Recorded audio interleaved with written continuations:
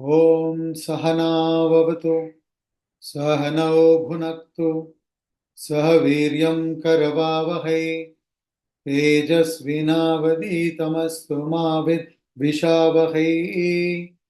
Om Shanti Shanti Shanti.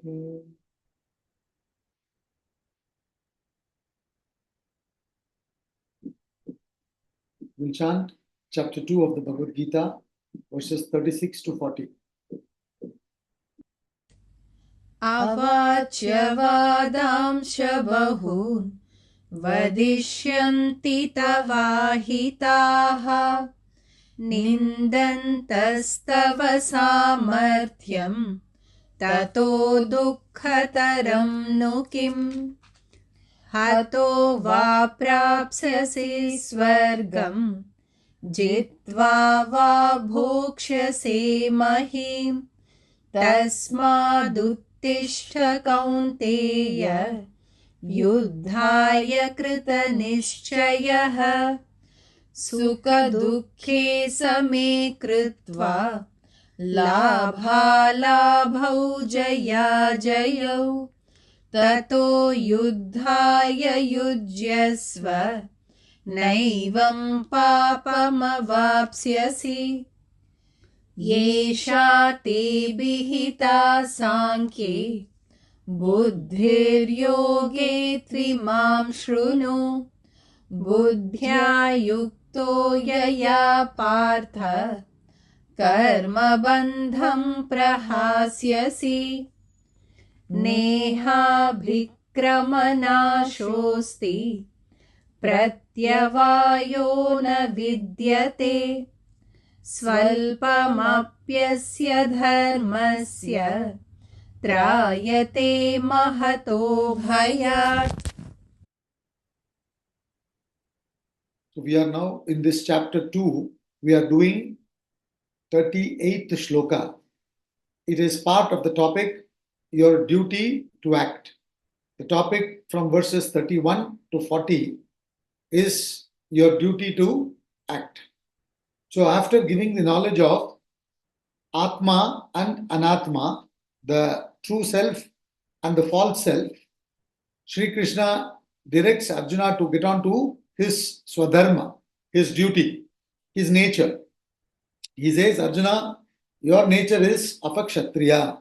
So you have been provided with this great opportunity to defend righteousness. What else can a kshatriya ask for? Fighting on the battlefield, if you win, you will get the kingdom. If you lose, you would go to Swarga. You will get name, fame, everything. But on the contrary, if you leave the battle, run away from the battle, everyone will be criticizing you, teasing you. Those people who held you in high esteem will look down upon you. So all this Sri Krishna says. So he says, just rise up to the occasion. Don't run away. Rise up to the occasion. Face the challenges of life. Bhagavad Gita makes you face the challenges of life, not run away. The misunderstanding is it will make you run away. It will help you to rise up to the occasion, rise beyond your temptations within, beyond your likes and dislikes within, beyond the comfort zone. You got to rise above your comfort zone. So he says in verse number 38, which we are doing right now, Sukha dukkhe same kritva labha labhau jaya jayau tato yuddhaya yujyasva naivam papam avapsyasi. So first thing he says, you must identify with your swadharma and execute actions in that field of your nature, in the field of your swadharma. In this universe, every one of us have a role to play. There is a role a Brahmana had to play, Kshatriya had to play, Vaishya had to play, Shudra had to play. No one is superior, no one is inferior. All of us are different spokes in the wheel of life. So when we understand this, our swadharma, whatever may be the nature, it should be dedicated for the welfare of the total. That's all. That's the most important thing. So therefore, he says, you must act, you must do your duty. But before plunging into performing your duty, you must conquer your pairs of opposites, which is nothing but your mind. Sukha, dukkha, pleasure and pain, joy and sorrow. Labha, alabha means profit and loss. Jaya, ajaya means victory and defeat. At all different levels, we are constantly bombarded by these pairs of opposites. And mind always chooses what is pleasurable in the beginning, what seems to be giving instant pleasure. And since our original nature is infinite bliss, we tend to choose sukha, but without really understanding what is this sukha and dukkha.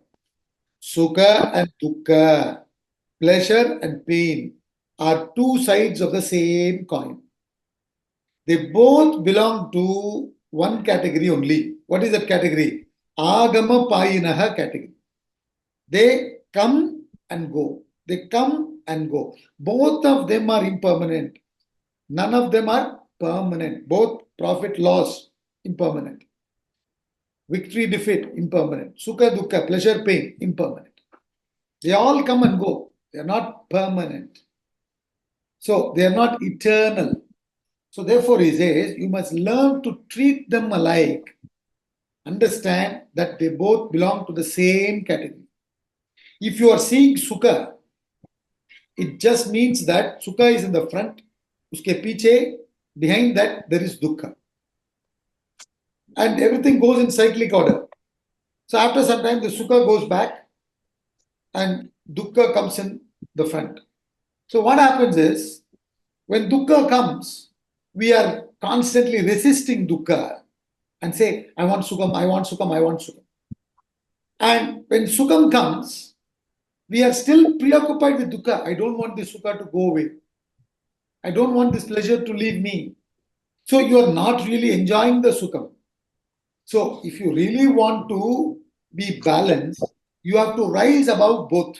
It is not possible to choose only one side. That's all we are trying to say.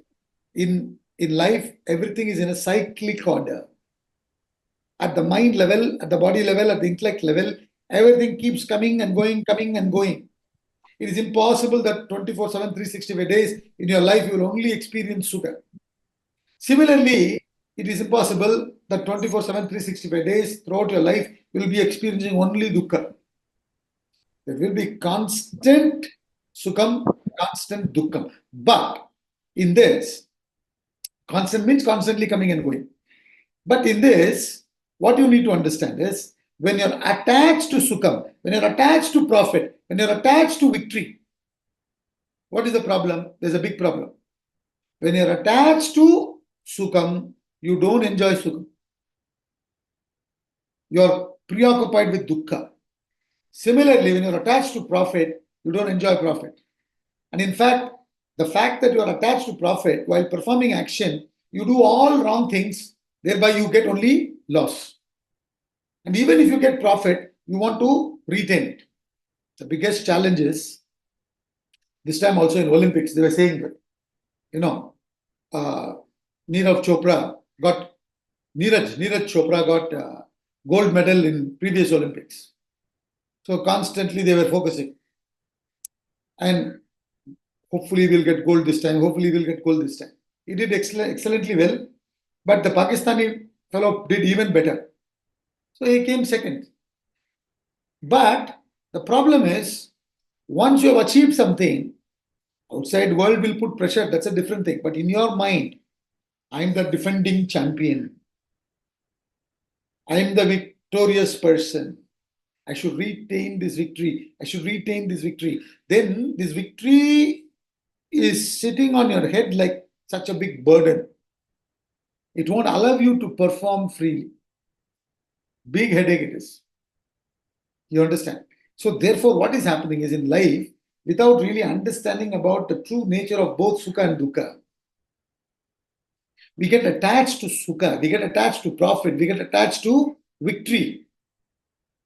And the fellow who is attached to victory is a constant loser, even though he sometimes may win. So what Sri Krishna says is, you rise above, you win over these temptations to win. Obviously, if I play the game, whichever game I play, I will play to win only. Now, what is this here? Bhagavad Gita giving this kind of advice? You may wonder like that. What he is saying is, all your strategies, planning to win, all that you should have done before. But while playing, your mind should not be attached to victory. You should just be playing to enjoy. While you play, obviously, you keep your intellect alert with awareness, you play. Whatever you do in life. But do not play to win or lose. Play because you enjoy playing. You love playing. You love being Kshatriya. See, Arjuna, you just think about it. A lot of cricketers, I've given this example before. Only 11 players can play. They select about 15 people. In fact, in World Cup, when India won T20 recently, some of the players didn't play only. Like Sanju Samson and all didn't play. You understand? Now, obviously, they were excited that their team won the World Cup, but they would have loved if they got an opportunity to play. So, because that is their nature, their real joy comes when they are in doing what they really love. Because you get an opportunity to lose yourself in it. You understand? Your meditation happens in that field, whatever it may be. If you are a scientist, your meditation happens in your laboratory. If you are a doctor, it happens. If you are a surgeon, it happens on the operation theater.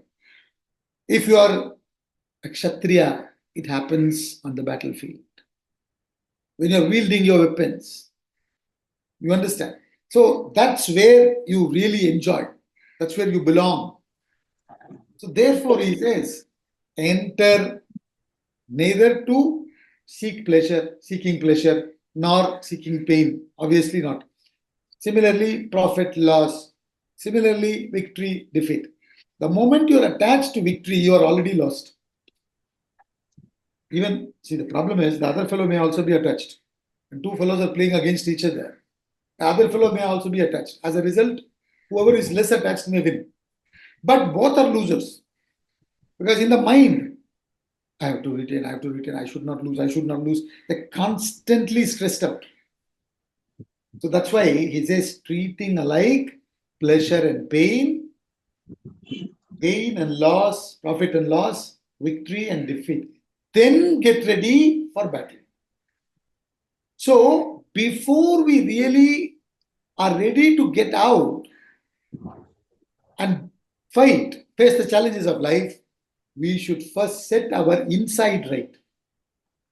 That's why Swamiji, in almost all his books and lectures, he keeps on repeating. Nowhere in the world you find any school which prepares the inner personality of the person. There are a lot of focus given on intelligence. Very little people understand that there is something called as intellect. Developing the intellect is completely different from just being intelligent. I personally know in the sense, little bit, not so close. Some of the doctors, one gentleman is an oncologist. He knows better than you and me how harmful cigarette smoking is. But he's attached to smoking. He's addicted to smoking.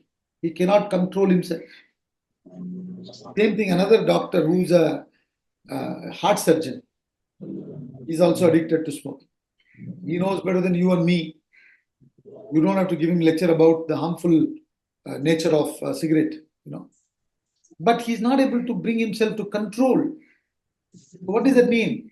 The person has intelligence, but the person doesn't have intellect. This is exactly the problem. Arjuna had intelligence. He had tremendous skill. He was number one in the art of archery.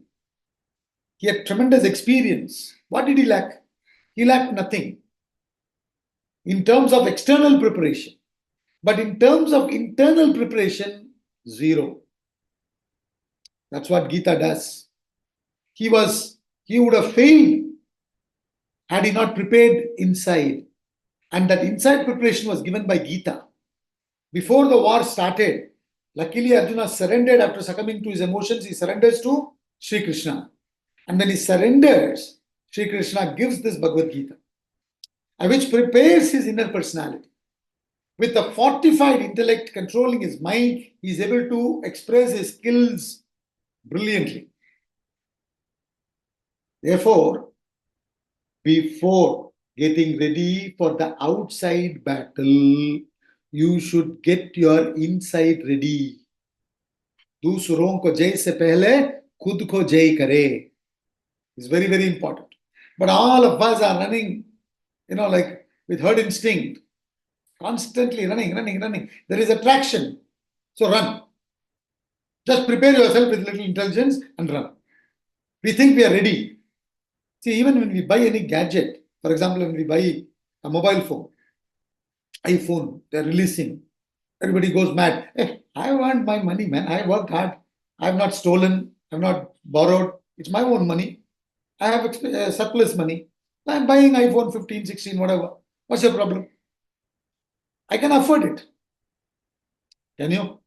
It's nothing to do with iPhone, whether iPhone, Samsung, whatever it may be. We are not promoting any phone here. So any phone, mobile phone basically, when you're buying, what is happening? You say, hey, I can afford it. Doesn't matter how much ever it may cost. I can afford it. Do you really afford it? Can you really afford it? We need to ask the question. What makes you afford? The ability to be without it. As long as you can, whenever you need to. Do we have that capacity? Now, when we get up in the morning, you look in the direction where you left your mobile phone. If it's not there, you get a heart attack. You get up holding the mobile phone, go into the bathroom with mobile phone, go into the kitchen with mobile, wherever you go with mobile phone. And you say, I can afford it. I can afford it. And, in the phones, they give you how much time you spent on social media, etc., etc. Time, I don't know what they call it, timeline or something. So now, you just look at it. Most of it you are consuming is free. It's attractive. It's free. So what's happening? You are completely addicted to it.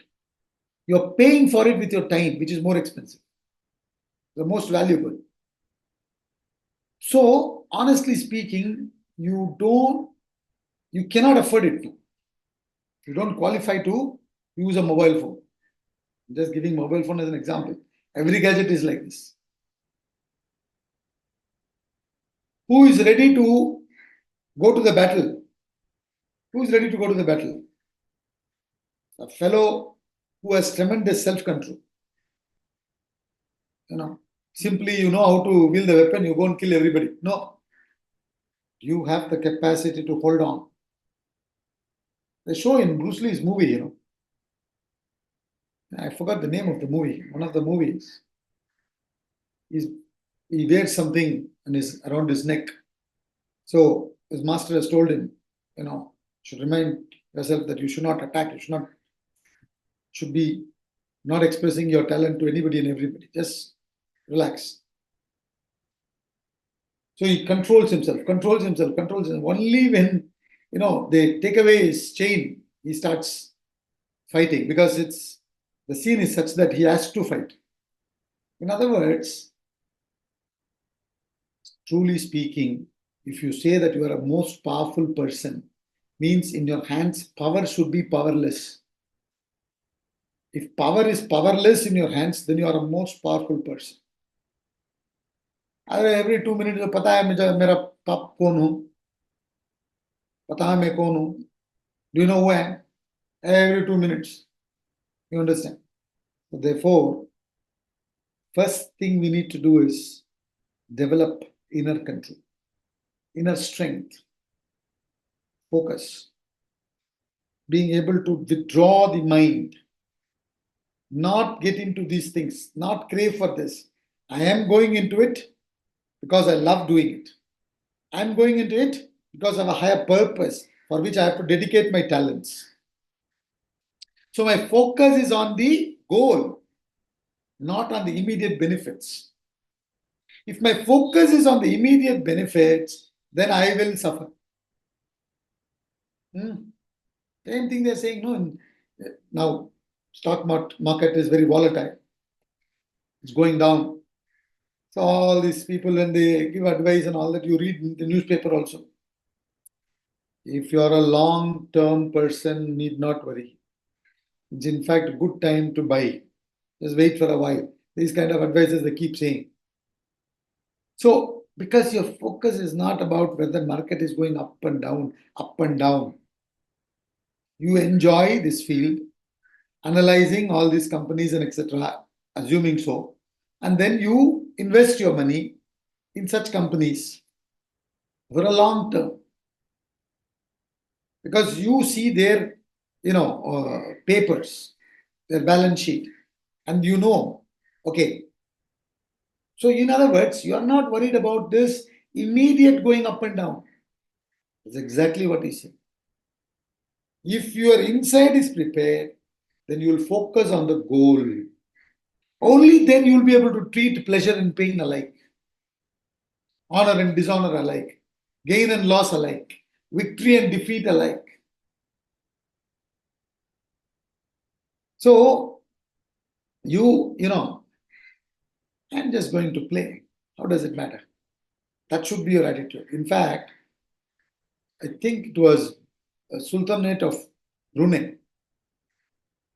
The Prince of Brunei, apparently, many years ago, I read it somewhere, I don't know whether it's true or false.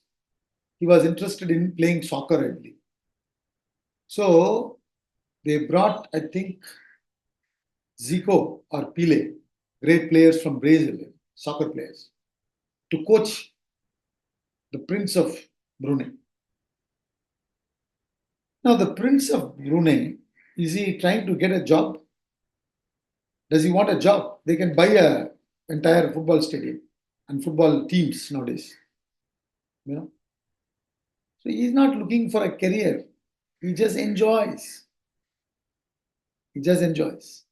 That's all he says. This concept in many places in the Gita is given in different ways.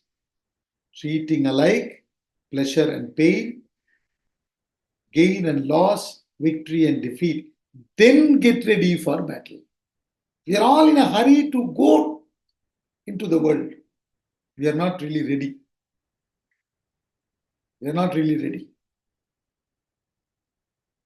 We think we are ready.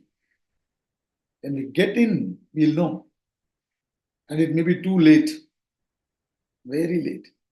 Before strengthening the buddhi, which can focus you upon a goal, direct you upon a goal, you should not plunge into the world. So the education should be to fortify the intellect, not just give you intelligence. But throughout the world, the problem is we all stuff ourselves with a lot of intelligence and we think we know how to deal with life. And we get in. And then we fall for the temptations, we fall for everything, and that's it. Then we don't know how to extricate ourselves. Then we blame the stars and the past, etc., outside people, XYZ, except me. So he says, if you function like this, you will not incur sin. Sin technically in Vedanta means reaction, not an action. When you do an action, if it comes back hitting you with agitation, it is sin. So when you do an action, desire propelled, desire ridden, it will come back with agitation. But if your actions are goal driven, it won't agitate you. Because in goal driven action, there is samarpana bhava. You understand? You are giving, you are offering in desire-driven action, there is karma. You want to take. There is expectations. Therefore, he says, you will not incur sin. You will not increase vasanas. You will not increase desires. You will not be agitated in the present. You won't be increasing vasanas. You won't gather pap. So, in other words, this is the way to act. Firstly, he says your duty is to act. Whatever is your swadharma, in that field, you must act for the welfare of everyone. Then, how to act? He explains. Then, after some time, from 41 to 44, you will see, he will talk about desire-ridden action. Again, he'll come back and elaborate what he just said. From 45 till 53, which is where one of the very important shlokas of the Gita is given. Karmanyevadikaraste ma baleshu kadachana ma karma phala yeturboho mate sangostva karmani. That shloka comes in 47. All these are extension of the same shloka only. Same idea. Presents in a different way. Again and again he grinds it into us so that it becomes our lifestyle. Because this tendency is there, mind is interested in the rewards. Swami Ramtita says your work should be your reward. Why should you be interested in some result that comes out of your action? You enjoy it, go do it. And then whatever comes, it's extra bonus. Your salary, extra bonus. Incentives, extra bonus. Everything extra. That should be the way in which you need to operate. This should be your attitude to your duty. Then you will be freely functioning. It becomes very difficult to defeat you. Very difficult to defeat. I didn't see the Olympics tennis finals between Djokovic and Carlos. Now, I personally thought the other fellow will easily win because of the Wimbledon and all that. And he's young also. But Djokovic won. Maybe he was more relaxed on that day. I don't know. See, if somebody's service is good, somebody's return is good, they have been constantly practicing. But at the end of the day, when they come and they face to face, they come. What matters is who is having an upper hand in terms of their inner preparation on that particular day. That's it. On that particular day, whose inner preparation is better than the other? Who's much more relaxed compared to the other? That fellow wins. That's it. So therefore, you must try to memorize this shloka if possible. Otherwise, it doesn't matter. Very easy also. Sukha dukkha. Sukha dukkhe same kritva. Having balanced sukha dukkha. Labha alabha. Jaya ajaya. Tato yuddhaya yujyasva. Naivam papama vapsyasi. Na evam papam avapsyasi. Means that person does not incur sin. That person will be happy. He will be enjoying life. He will be enjoying while doing the action, and he will also be getting the reward because he's been doing the correct action. So obviously he'll be getting the reward also. That's all he says. Therefore, first things first. The inner preparation first. Then the external contact. We do everything ulta. Don't do that. Next shloka.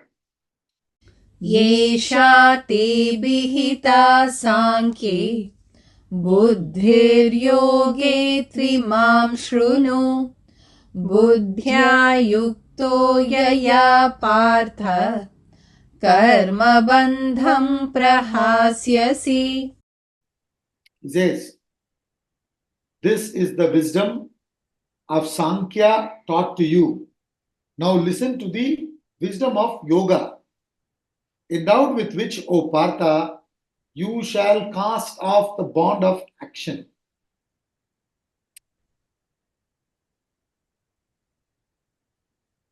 See, when he says Sankhya yoga.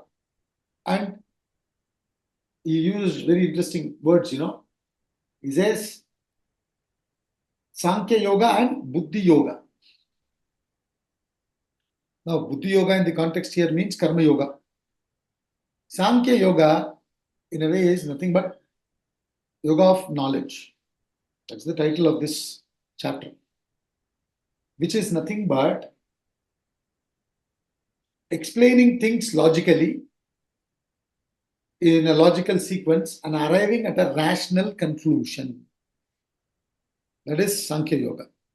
Step-by-step explanation leading to rational conclusion, giving you clarity, depth, ability to decide, discriminate based on facts and truths. So, this is Sankhya Yoga. So far, whatever I spoke, he says, this is the wisdom of Sankhya taught to you till now. Now, listen to wisdom of Yoga, Buddhi Yoga. Now, what he is trying to say is, when now, after having heard everything, logical explanations, now you got to put that into practice. Now. You got to execute it. If you don't execute it, what will happen? There are lots of team meetings, this, that. You analyze everybody's strength, weakness, where you should bowl, which player should be fielding where, everything decided. You come and play, but don't execute. Will you win? No way. So now Buddhi Yoga, you listen to me, he says. How to use this knowledge with the fortified Buddhi and express your actions in the world, and says, thus when you function performing Karma Yoga, you shall cast off the bond of action, endowed with which, O Partha, you shall cast off bond of action. Now this bond of action, you need to understand what it is. What is this bond of action? In the book Vedanta Treatise, Swamiji explains this in the chapter number 5, Exigency of Action. There is a topic called Chronology of Action. There he explains. What is the chronology of action? He says, from the vasanas. Vasanas comes from the root vas. Every one of us have this vasanas, says the scriptures. Vasanas comes from the root vas. Vas means fragrance. In English, you explain it as inner temperament or inclination, nature. So, if I'm getting thought of painting, and I love painting all the time, I have desire to paint, means deep inside there are inclinations to paint, temperament to paint at the deeper level, which is what manifests at the thought first as thought of painting. Then it manifests as desire to paint. Then further it manifests as actual action of painting. It doesn't happen in the other fellow because he doesn't have that vasana. He has some other vasana. He may have vasana to play table tennis. So he'll have thought of playing table tennis, desire to play table tennis, and then he may actually go and play table tennis. So what is the chronology of action? Vasana, thought, desire, action. Vasana means what? It means unmanifested desire, unmanifested thought. Before something has manifested as desire, it must have existed in you in unmanifest form. So right now, for example, I may have so many vasanas, but the vasana for talking on Vedanta is manifest. You understand? So like that, in us there are so many desires in unmanifest form. We don't know. Some of them we may know because it would have probably manifested in the past. But many we may not know also. Appropriate time it will manifest. Like inside the earth, there may be so many seeds. Only when you start seeing little bit of rain, then you'll see the seeds sprouting. Till then you don't know what is inside. Exactly like that, inside all of us, there are vasanas. From the vasana, the thought comes, which is in the intellect. Then it comes in the form of desire in the mind. Then it comes in the form of action at the body level. This is what is happening in all of us. Now it doesn't stop there. What is happening? After you have executed the action, you also see in life that the actions are producing further vasanas. Either you are producing new set of vasanas or intensifying the existing vasanas. So creating more vasanas. So from vasana comes thought, from thought comes desire, from desire comes action, and again from action comes vasanas. This is called the bond. You're bound, no? Now, vasana is forcing you to do the action. And when you do the action, it is creating further vasana. Now, further vasanas will force you to do more action. More action will create more vasanas. You are lost in the chain of action, vasana, action, vasana, action, vasana. This is called the bond of action. Okay. Now, we need to break this bond. If you know how to break this bond, then you know the technique of right action. If you do not know how to break this bond, you don't know the technique of right action. Now, if you want to break this bond, you should know how the bond is firstly formed. Isn't it? If you understand how the bond is formed, then you will be able to break it. If you don't even understand how it forms, how will you break it? It becomes impossible to break it. So, how does it get formed? So, Vedanta says, by constant, unintelligent, unconscious, indiscriminate thought flow, you create vasanas, impressions. So supposing constantly you allow from the tap the water to constantly keep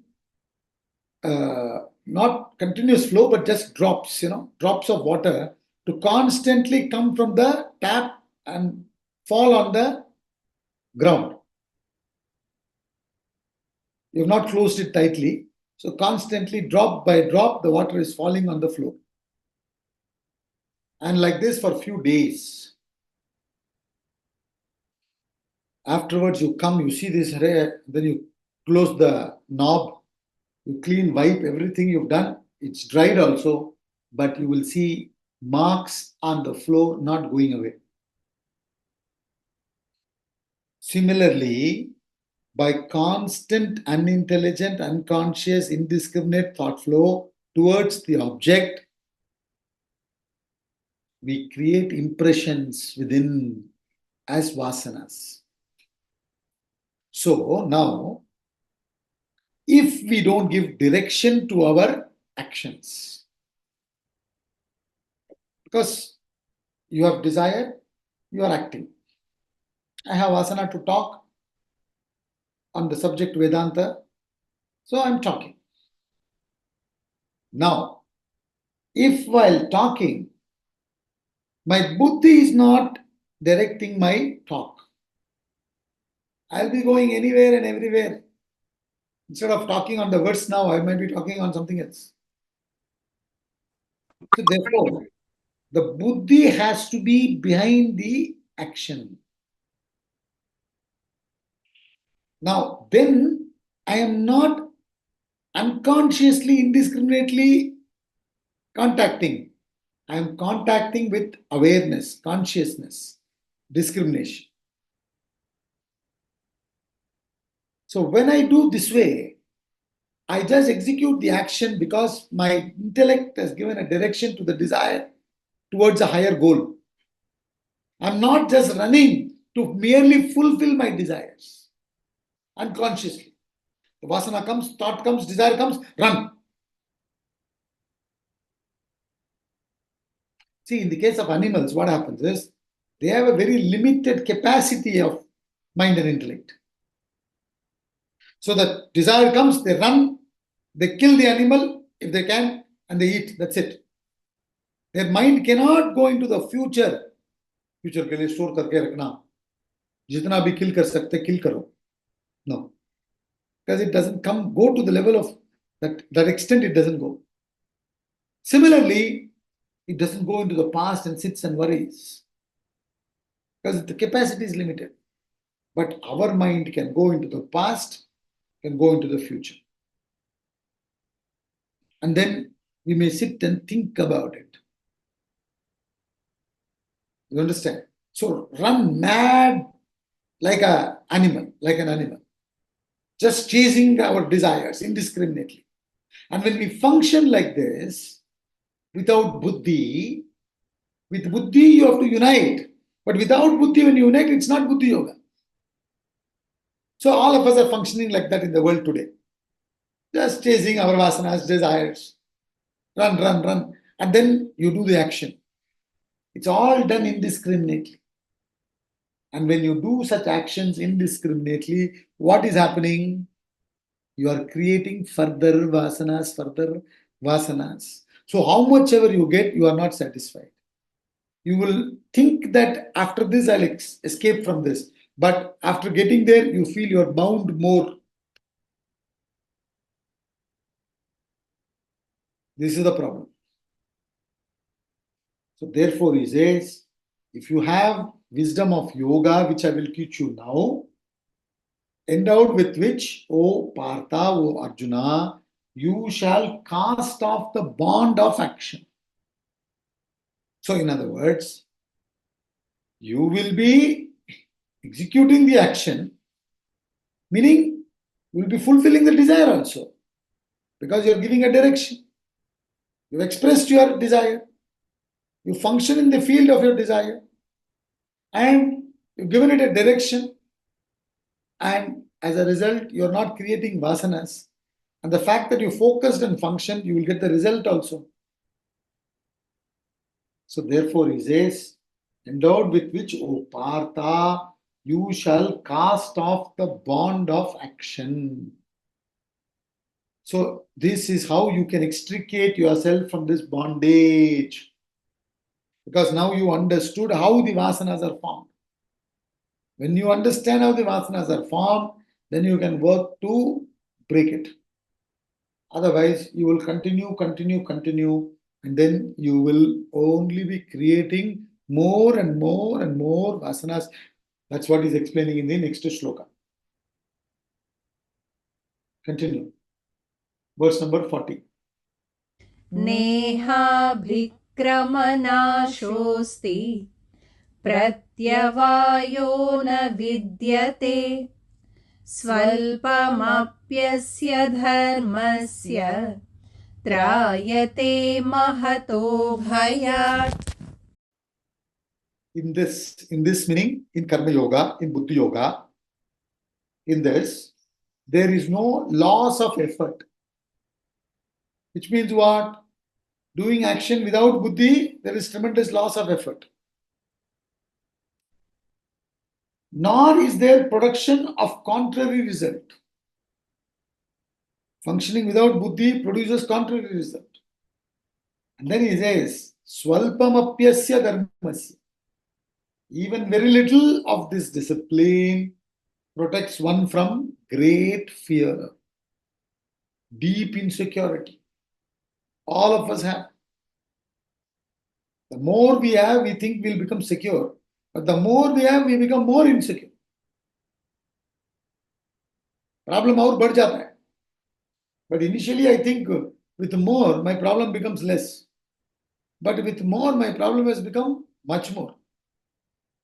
So what to do now? So he says, Neha Vikramana Shostihi Pratyavayo na vidyate Swalpamapyasya dharmasya trayate mahato vaya. In this, there is no loss of effort. What is he meaning by loss of effort? When he says, first of all, when buddhi is not guiding and you're chasing your desires, there is tremendous effort. I have to fulfill my desires. With that thought, you burden yourself so much. You put in a lot of effort. And what happens to all this? The fact that you are chasing your desires without buddhi, you may do all wrong things and you may not get the result. And even if you get the results, it comes with a lot of mental agitations. Firstly, you are worried whether you will get it. That itself gives you agitation. And after getting it, you do not want to lose it. There is tremendous agitations. You went after an object. Why? You wanted peace, happiness. But after getting it, what you got? Agitation. This is the contrary result. You wanted particular result, but what you got is contrary. This is what he's saying. Without this knowledge, people are wasting their energy. Loss of effort means tremendous wastage of energy. And getting into production of contrary result. I went in thinking that I'll become contented, peaceful, I'll be free from it, but now I can't be without it. Now you get into a situation where with it you are not happy, without it you will be miserable. So what do I do? This is the situation we are in. Earlier, without it I was miserable. So now I ran after it, I got it. Now after getting it, I'm miserable. Why? I don't want to lose it. I don't want to lose it. I don't want to lose it. I'm attached. Propelled by desire. It is producing contrary result. And to achieve it also tremendous effort karna padta hai. Isn't it? So therefore he says, ultimately after all your struggle, what you got is peanuts. Instead of getting peace and prosperity, you are getting contrary results. There's a story of a sage who apparently lived in a village, and the villagers used to call him and looked upon him as a mad fellow. Because his functioning was like that. He behaved like that, apparently. Every day morning, he used to somehow, with his efforts, take a big boulder up the hill. It takes about 8-9 hours for him to reach there.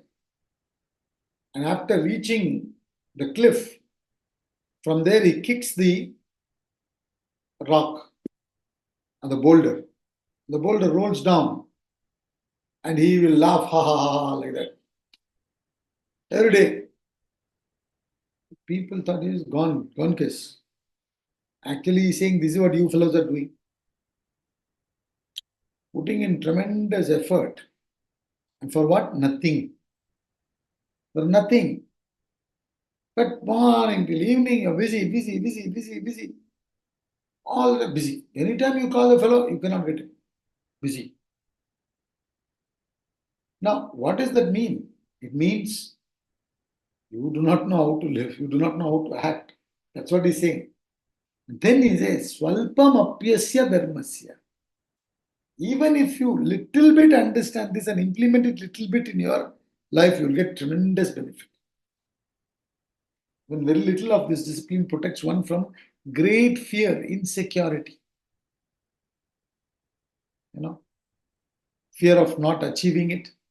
And after achieving, fear of losing it. This constant insecurity with which all of us suffer. So he says, protects one from great fear. This is the problem.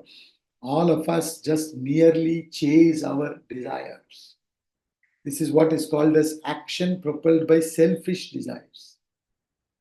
Another one is action performed unselfishly, with unselfish desire, not for you, but for the world. Third is neither for you nor for the world, just doing what you ought to do. Selfless. So he's talking about the third, selfless action. The worst is the first one, selfish. Selfish action is tremendous effort because you burden yourself with the thought that I am doing it and I must achieve my desires, the results. So there is tremendous burden on your head. So you feel that you're doing the action with so much of effort. And then finally, what you get is peanuts. You get tremendously frustrated. After all that, ultimately, what you're left with, frustration. Kya hai? You know. So therefore, he says, Buddhi Yoga means a person with Buddhi understands. You must understand that I must execute my duty to the best of my ability and get out. And that's the Buddhi Yoga. He explains it later on, but he's just introducing it now. You understand? It's just doing what you ought to do. That's all he says. So when you function like that, then it's okay. Otherwise, there is tremendous effort, and when you compare the effort, the result you get is nothing. And it's not only nothing, it's contrary. You get highly agitated. You lose your peace. You have constantly fear. See, fear, the psychology you must understand. When you are selfish, destructive in nature, you will be afraid. When you are constructive in nature, you will not be afraid. You know, during freedom struggle, the northern frontier, few people were fighting with weapons against the Britishers. So Mahatma Gandhi ji wanted to approach them and tell them to give up their weapons. So when he went there, they all were teasing Mahatma Gandhi ji, it seems. Are you not afraid, scared? Come and talk to us. He said, listen, I'm not scared, you guys are scared. They said, what do you mean? Do you see me with any weapons? I'm not even wearing shirt. No bulletproof jacket, definitely not. You fellows are having the weapons. Tell me who is afraid? And apparently they gave up the weapons and followed his non-violence path. The leader of them was called as Khan Abdul Ghaffar Khan. In other words, when you have the destructive nature, you'll be afraid. You know, lizard is constantly destroying. You tap on the table, it will run on the wall. Because it's destroying, so it's afraid about its own death. A selfish fellow who's been constantly taking, is afraid of losing. And when you lack identification, you have fear. When there is oneness, there is no fear. When there is oneness, no fear.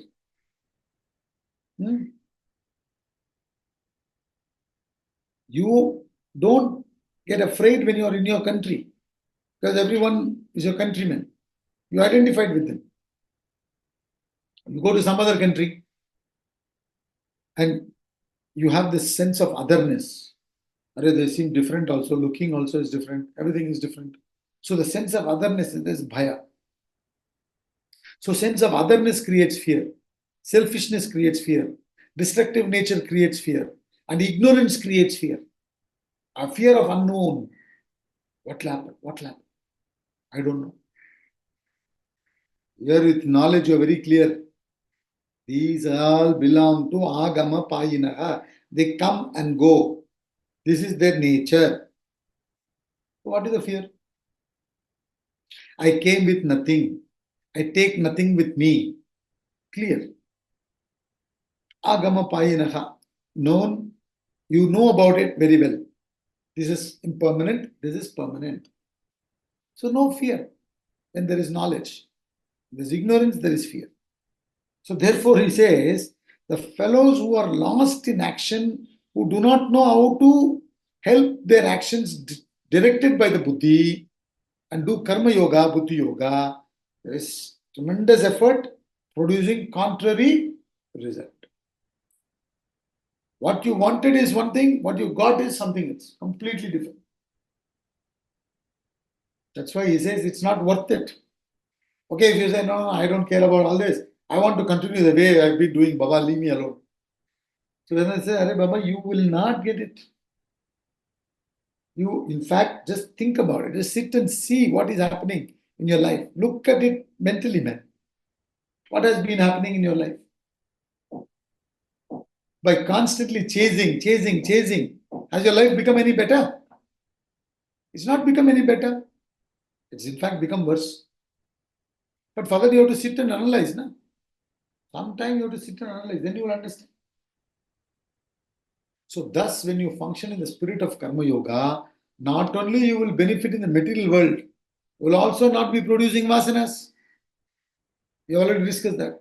Therefore, what will happen? Spiritually also you will evolve. Materially also you will benefit. Spiritually also you will evolve. Therefore, Buddhi Yoga is the right thing to do. But we all chase our desires. Even the scriptures we will use to fulfill our desires. Many of us, even in Bhagavad Gita, supposing you say, attaining success through Bhagavad Gita, then the class will have some hundreds of people. Because you are looking for something. We are all looking for carrots.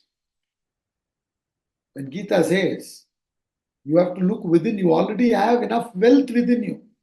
You are not a beggar, you are a master. But then you say, no, please give me something. Please give me something. Big. So this is what he beautifully explains. Now in 41 to 44, he talks about desire and action. Now he explained, Karma Yoga is this. Then he'll explain what happens when you do desire and action. Then again from 45 till 53, he comes back to Karma Yoga and explains it much more.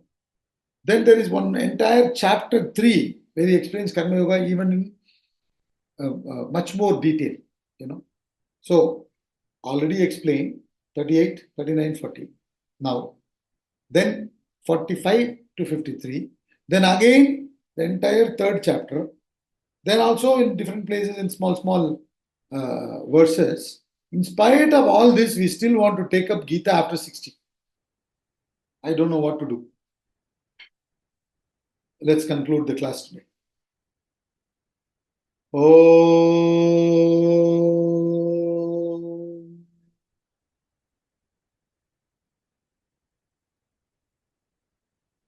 Om Purnamada Purnamidam Purnat Purnamudachyate Purnasya Purnamadaya Purnameva Vashishyate Om Shanti Shanti Shanti.